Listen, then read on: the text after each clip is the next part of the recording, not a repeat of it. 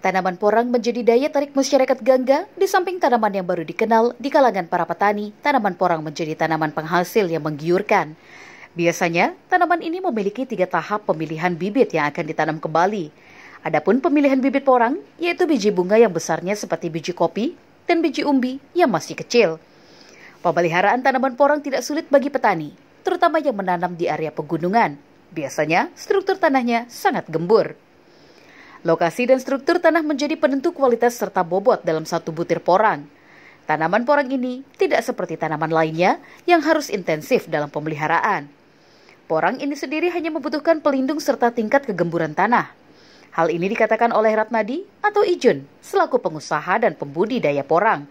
Yang harus dilakukan adalah penentuan bibit porang. Pasca panen juga bisa dipengaruhi oleh pemilihan bibit porang. Biji bunga 3 hingga 4 tahun, kemudian dari umbi kecil pasca panennya 1 tahun. Tentang cara budidaya porang. Nah, yang pertama yang kita lakukan adalah menentukan bibit. Nah, bibit itu 3 jenis, mulai dari biji bunga, katak, sama umbi mini. Nah, itu juga berbeda pasca panennya. Kalau bibit dari biji bunga biasanya 3-4 musim baru bisa dipanen. Nah, yang kedua, kalau bibit dari katak, misalkan isinya 150-300, itu masa panennya 3 musim.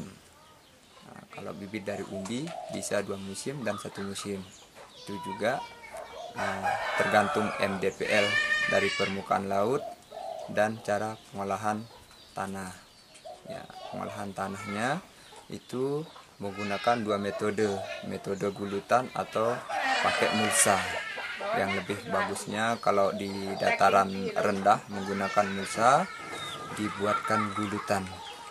Ya, jarak tanamnya maksimalnya 30-50 cm.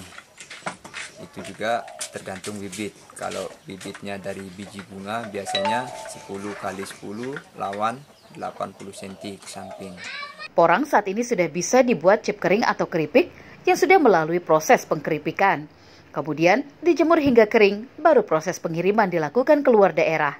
Dari Lombok Utara, Hermanto Tanjung TV melaporkan.